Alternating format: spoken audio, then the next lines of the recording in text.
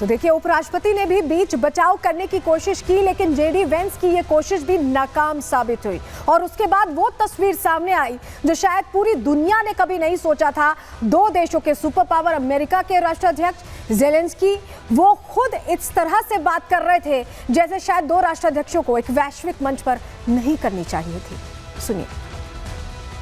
$350 billion. We gave you military equipment, and your men are brave, but they had to use our military. What about if you didn't have our military equipment, if you didn't have our military equipment, this war would have been over in 2 weeks. This is something maybe less. In 2 weeks, of course, yes. It's going to be a very hard thing to do business like this.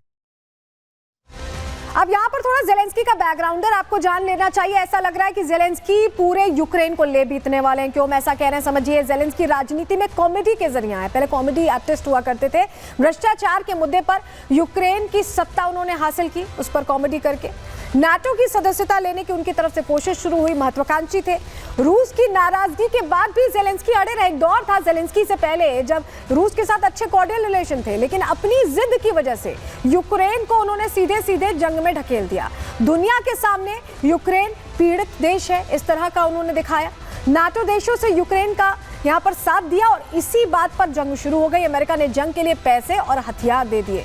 जंग शुरू हुई लेकिन थम ही नहीं रही है। जंग का प्रभाव पूरी दुनिया पर और उसकी अर्थव्यवस्था पर भी पड़ा, पूरी दुनिया पर असर आया।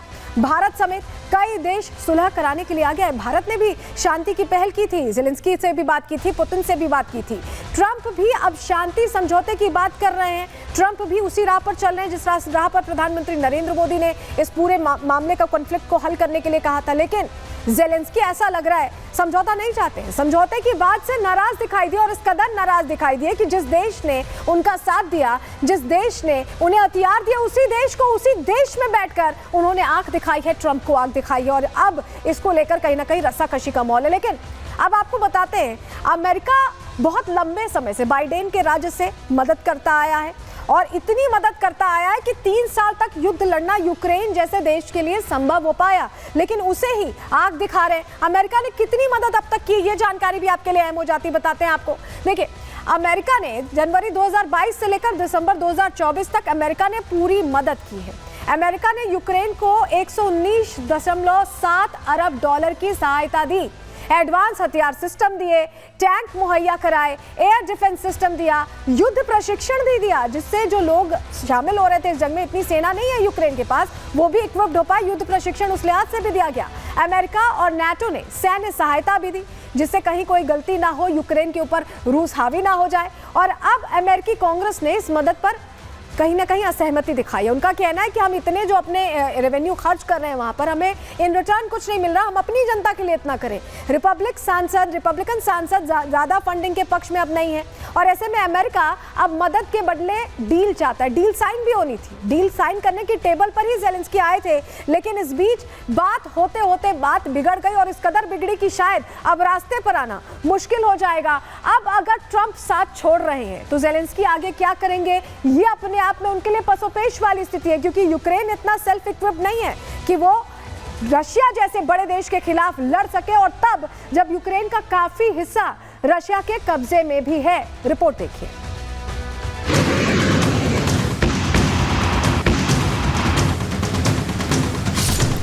रूस और यूक्रेन की जंग को 3 साल पूरे हो गए हैं। इस युद्ध का अंत अब तक किसी को नजर नहीं आ रहा, लेकिन भारत समेत कई देश हैं जो इस जंग को शांति समझौते के जरिए खत्म कराने की पहल कर चुके हैं। भारत की राह पर अब अमेरिका भी चल पड़ा है, क्योंकि इस जंग का सबसे ज्यादा असर अमेरिका पर ही पड़ा है। रूस के गुस्से से यूक्रेन की जनता को बचाने के लिए अमेरिका ने खुलकर पैसे और हथियार दिए, लेकिन रूस जैसे शक्तिशाली देश को हरा पाना तो दूर, उसे कमजोर भी नहीं किया जा सका। ऐसे में अमेरिका के नए राष्ट्रपति डोनाल्ड ट्रंप भी शांति के पक्षधर बन गए हैं। You don't have the cards. You're buried there. Your people are dying. Trump चाहते हैं कि जंग रुके और अब तक यूक्रेन को की गई मदद का उन्हें मुआवजा भी मिले। इसी पर बात करने के लिए यूक्रेन के राष्ट्रपति ज़ेलेंस्की को व्हाइट हाउस बुलाया गया। दुर्लभ खनिज संसाधन समझौते पर दस्तखत करने के साथ साथ शांति का प्रस्ताव रखा गया, लेकिन व्लादिमीर ज़ेलेंस्की का अड़ियल रवैया एक बार फिर दुनिया के सामने आ गया। जेलेंस्की पहले तो अमेरिका के उपराष्ट्रपति जेडी वेंस से उलझे और फिर सीधे डोनाल्ड ट्रंप से तू मैं करने लगे। What kind of diplomacy, JD, you are speaking about? What do you mean? Zelensky का ये बर्ताव सिर्फ अमेरिका को ही नहीं बल्कि जेलेंस्की के राजदूत को भी हैरान कर गया। सभी को इस मीटिंग के एजेंडे का पता पहले से था। पूरी दुनिया जानती थी कि ट्रंप और जेलेंस्की की मुलाकात में युद्ध शांति पर चर्चा होनी है। जेलेंस्की की टीम भी उसके लिए तैयार थी, लेकिन रूस के सामने ना झुकने की जेलेंस्की की जिद ने सब कुछ बिगाड़ दिया। We gave you military equipment and you men are brave. Ukraine के एम्बेसडर ओक्साना मार्कारोवा की ये प्रतिक्रिया अब सोशल मीडिया प्लेटफॉर्म पर जमकर वायरल हो रही है। इस बहस को देखकर यूक्रेन की राजदूत काफी निराश दिख रही हैं। वो अपना सर पकड़े हुए दिख रही हैं। शायद उन्हें समझ आ गया था कि यूक्रेन के लोगों को जंग से मुक्ति मिलने का ये अंतिम रास्ता अब बंद हो रहा है। You're gambling with the lives of millions of people. You're gambling with World War III. Oval office में डोनाल्ड ट्रंप ने जेलेंस्की से कहा कि रूस के साथ युद्ध विराम समझौता काफी करीब है, लेकिन जेलेंस्की की अकड़ ने ट्रंप के गुस्से को भड़का दिया, जिसके बाद जियोपॉलिटिक्स की वो तस्वीर दुनिया के सामने आई जिसकी कल्पना किसी ने सपने में भी नहीं की थी। वर्ल्ड मीडिया के सामने सुपर पावर अमेरिका ने यूक्रेन के राष्ट्रपति को जमकर फटकारा। If you didn't have our military equipment, this war would have been over in 2 weeks. नौबत यहाँ तक आ गई कि दो राष्ट्राध्यक्षों की मुलाकात की नैतिक प्रक्रिया भी खत्म करनी पड़ी। ट्रंप बैठक छोड़कर चले गए। जेलेंस्की को उल्टे पांव अमेरिका से खाली हाथ निकलना पड़ा और अब इस तस्वीर के बाद रूस गदगद नजर आ रहा है, क्योंकि अब तक अमेरिका की वजह से यूक्रेन रूस के सामने टिका था, लेकिन अब जंग के हालात बदलने वाले हैं। Bureau report, Republic Bharat. तो वाकई ऐसा समझा जा सकता है कि अब जंग के हालात बदलेंगे। अमेरिका की बैकिंग नहीं होगी तो इतना आसान नहीं रहने वाला यूक्रेन के लिए ये युद्ध लड़ना, लेकिन रूस के लिए तो विन विन सिचुएशन है। क्यों मैं ऐसा कह रहे हैं, चलिए जानकारी आपके सामने रखते हैं, जल्दी से आपको बताते हैं।